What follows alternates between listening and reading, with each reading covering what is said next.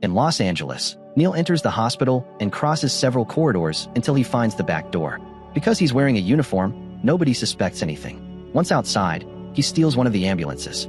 At a construction supplier, Chris buys a bunch of explosive charges. Downtown, Michael picks up Waingro in a stolen tow truck. Trejo is following an armored car and contacts the others to confirm the location.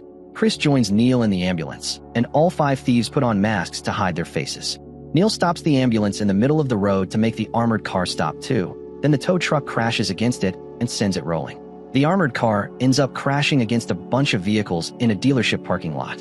While a guard makes a call on the radio for help, the team uses the explosives to blow up the armored back door, which causes the windows in all the surrounding cars to explode too. Then they make the 3 guards come out, and Chris proceeds to search the envelopes from the safe until he finds the one he wants. Knowing the police are coming, Trejo puts a spike strip across the street. Waingro gets angry at the guards because they keep moving, and he doesn't realize they're deaf and dizzy because of the explosion. Eventually, he snaps and shoots a guard in the head. Another guard reaches for his gun, but Waingro shoots him down. Then he points his gun at the 3rd guy, and after getting his teammates' approval, he kills him too. Once Chris has the right envelope, the team rushes to get in the ambulance. While Trejo drives, everyone changes clothes in the back. Soon the police show up and try to chase them, but the first few cars blow out their tires on the spike strip and crash, leaving the other cars stuck behind them. While the cops search the area on foot, the team abandons the ambulance a few blocks away with a bomb in the back. They drive away in another car while the bomb explodes, destroying their weapons and gear. In the evening, Neil meets with Nate, his money laundering expert. In the stolen envelope, they find hundreds of millions in bearer bonds from a company called Malibu Equity and Investments, owned by corrupt businessman Roger Van Zant. They'll make Roger pay them lots of money in exchange for getting his bonds back. Nate also tells Neil of a $10 million job offered by a man named Kelso, and Neil agrees to arrange a meeting with him. Meanwhile, Detective Vincent arrives at the scene of the heist and joins his team to search for clues. They've already found all the vehicles on their system and know the places they were stolen from, but there are no other leads. A homeless man heard the thieves shouting and could identify the nickname Slick being used, but he didn't see any faces. Following all the debris on the scene, Vincent quickly puts together what happened and concludes they're dealing with professionals. At a truck stop diner, Neil joins his team for a meal. Waingro tries to justify his killing the guards, but Neil smashes his head on the table because killing officers causes more in-depth investigations. Then they go outside, and Neil continues to beat Waingro up, even getting his gun ready to kill him. However, he has to stop when he sees a police car drive by. The team waits until the vehicle is gone, and when they turn around, they discover Waingro has disappeared. They search the whole area to no avail. When Chris arrives home, his wife Charlene notices that the money he brought from the heist isn't as much as he promised. An argument ensues until Chris breaks some things and reveals he used part of the money to pay his bookies. Charlene tries to make him see that he has a gambling problem, but Chris tells her that she can leave if she doesn't like it. When their child starts crying, Chris storms out of the house. The next day, Vincent and his partner burst into a chop shop to interrogate the owner, who regularly works as their informant. They argue for a while until the detectives threaten him with jail time, causing the guy to tell them that his brother will meet with Neil at a club in Koreatown tonight with a possible lead in the case. Meanwhile, Neil meets Kelso, who tells him about a new potential heist. The main downtown branch of the Far East National Bank collects hard currency for distribution to its other branches. On certain days of the week, the bank holds at least 10 million. At first, Neil thinks it's a bad idea because the bank employees would quickly set off an alarm. However, Kelso explains he's a hacker, and he can shut the alarm down 15 minutes before they strike. While Neil agrees to take the job, Nate talks to Roger to arrange the bond exchange. When Neil gets home, he finds Chris sleeping on his floor. He calls Charlene to let her know where her husband is. Then he makes coffee. Chris shares what's happening in his home life, and Neil wonders if Charlene may be cheating on him, but Chris denies it. Then Neil tells him about the incoming jobs. Later, Neil calls Roger from a payphone to confirm a meeting at a drive-in movie theater. While looking around, he notices Charlene leaving a motel room with another man. Furious, he bursts into the room and confronts Charlene, violently cornering her against the wall. Charlene swears she was just making business, but Neil doesn't believe her and tells her to give Chris one last chance because their next job will fix things. If Chris fails her again after that, then Neil will punish him himself. In Koreatown, Vincent visits the club his informant told him about and meets the brother, who tells him that he was incarcerated with a man who pulls off large heists and was seen on the street recently. Vincent is about to leave because he isn't getting useful information, but the informant reveals that the guy's nickname was Slick. Vincent keeps pressing him until he learns the name Michael and immediately calls his squad, who find Michael's file in the system. They all agree to set up extensive surveillance.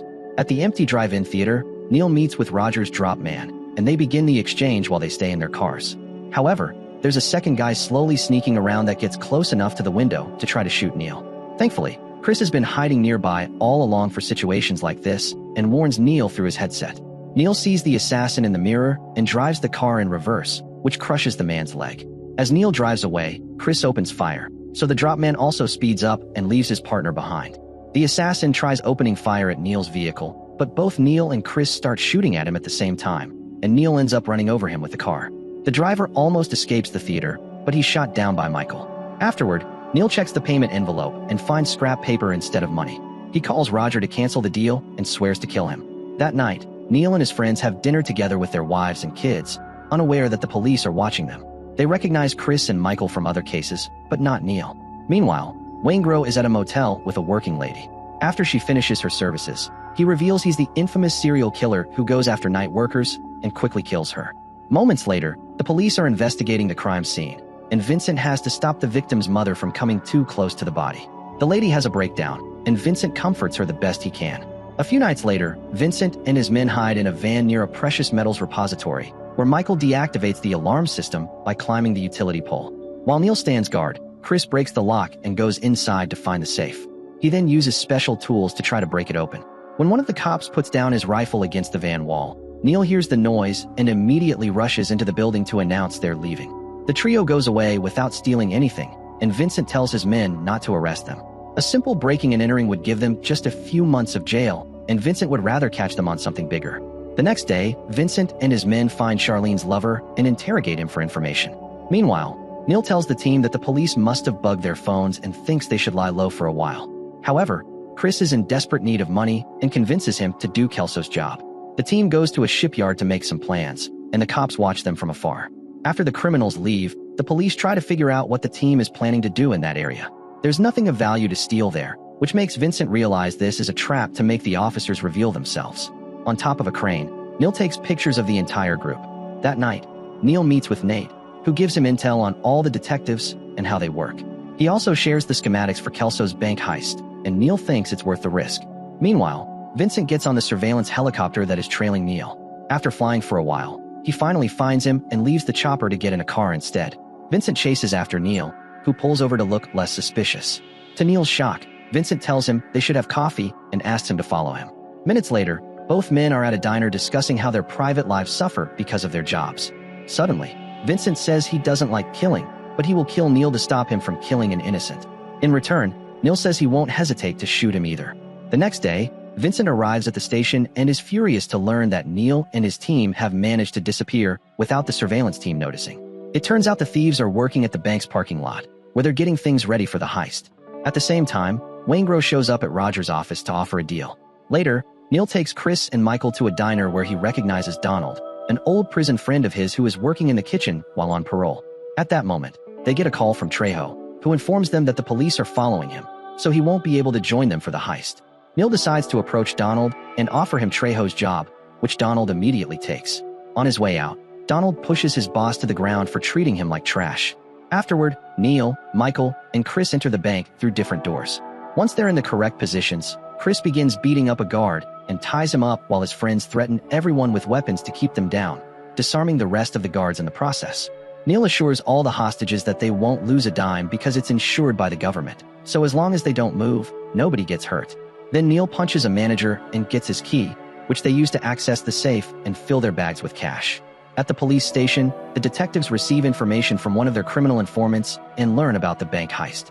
Vincent and his men immediately take off. At the bank, Michael comes out first and gets in the car with Donald. Next, Chris and Neil come out, and they're seen by the police as they arrive. Neil gets in the car first, but Chris stops at the door because he sees the detectives across the street and opens fire. Civilians panic and begin running away while the cops open fire. Michael also starts shooting through the window, and stray bullets begin causing damage all over the place. Soon, a bullet hits a cop in the neck, instantly killing him despite his bulletproof vest. Vincent rushes to check on his friend, and Chris uses the moment to jump into the car, allowing Donald to finally take off. All the windows in the vehicle explode as the shootout continues and officers chase the criminals on foot. The team doesn't hesitate to shoot back, but Donald has trouble driving after a bullet destroys two of the tires. In the chaos, Donald is shot in the head, and the car crashes into a parked vehicle. Neil, Michael, and Chris are forced to get out and find the police blocking the road. The shootout escalates with several more cops killed and numerous cars destroyed in the process. The criminals continue advancing while firing their weapons, always trying to find cover and a way out. Michael manages to take down another detective, but ends up separated from his friends. Chris reaches the roadblock first, but while focused on it, he doesn't see the cops sneaking up on his left and gets shot in the shoulder. After Neil kills a few more officers, the firefight finally ends. Neil rushes to Chris' side and helps him stand so they can run together to a grocery store's parking lot.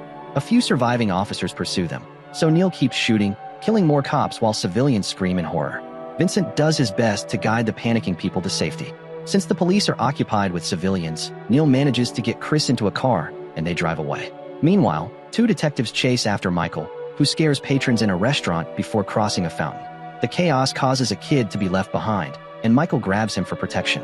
However, Vincent appears behind him and waits for the right moment to open fire, killing Michael with a single bullet to the head. Vincent then returns the child to his mother.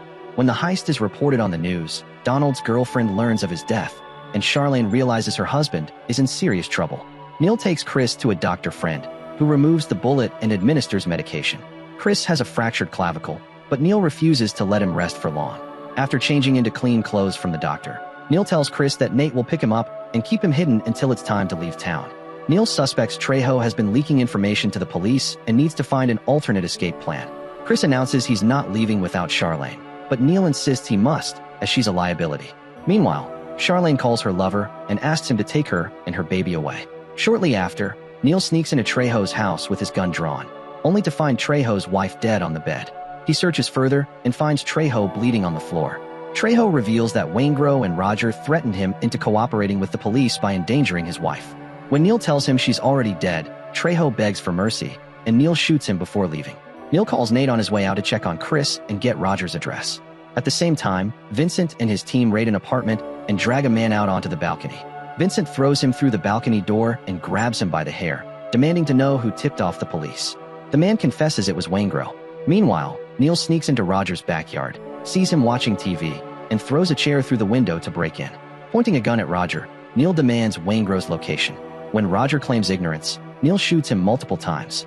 Since Charlene's lover traded information for protection, she and her baby are taken to a safe house under heavy police guard. The detective pressures her to cooperate by warning that her silence makes her an accomplice and she could go to jail, leaving her child parentless. Charlene finally agrees to call Chris to set up a trap. Neil stops by his girlfriend's house and asks her to run away with him. She recognizes him from the news and runs off, but Neil catches up and hugs her, promising everything will be okay. In the morning, he gives her money and sends her to a safe house. She refuses to kiss him goodbye. Later, Neil visits Nate to collect fake passports, credit cards, and plane tickets. When Neil asks about Chris, Nate reveals he wants to find his wife. Inspired, Neil returns to check on his girlfriend again and gives a heartfelt speech about loneliness, letting her decide whether to leave alone or go with him. His words convince her to run away with him. That evening, Chris arrives at the address Charlene gave him. The police make her meet him on the balcony. With a subtle hand gesture and look, she warns him it's a trap. Chris quickly turns around and pretends to ask neighbors for directions before leaving. Charlene tells the police the man wasn't Chris, but they don't believe her. A police car blocks the street and demands ID from Chris. He hands over a fake one, which they accept, letting him go. Meanwhile, Vincent returns home to find his stepdaughter unconscious in the bathtub. He pulls her out and bandages her injuries, realizing she attempted suicide. Vincent takes her to the hospital, where he and his wife wait as doctors work to save her. On the road, Neil is driving away with his girlfriend when Nate calls with Waingro's location. After hesitating, Neil turns the car around and heads to a hotel. He tells his girlfriend to wait in the car while he finishes one last job. Entering through the back door, Neil uses the employee phone to get Waingro's room number by pretending to be room service. He steals a uniform, crosses the lobby, and takes the elevator. At his floor, he props the elevator door open with a trash can and triggers the fire alarm. Unbeknownst to Neil, police are in the building and watching security cameras. They notify Vincent, who leaves the hospital to join the operation. As hotel guests panic over the alarm, Neil knocks on Waingro's door while hiding his face from the peephole. Waingro opens the door just slightly, and Neil kicks it in, hitting him. After beating Waingro, Neil shoots him to death. As he exits, a cop tries to stop him, but Neil takes him down. With cops surrounding the hotel, Vincent arrives by helicopter. Spotting Neil's girlfriend waiting in the car, he grows suspicious and approaches. At the same time, Neil exits and sees Vincent, prompting him to flee in the opposite direction, abandoning his girlfriend. Vincent gives chase, and they end up at the airport, where a shootout ensues. Neil takes cover and waits for a plane to pass, hoping its lights will expose Vincent. However, Vincent spots Neil's shadow and shoots him first. As Neil dies, Vincent agrees to shake his hand,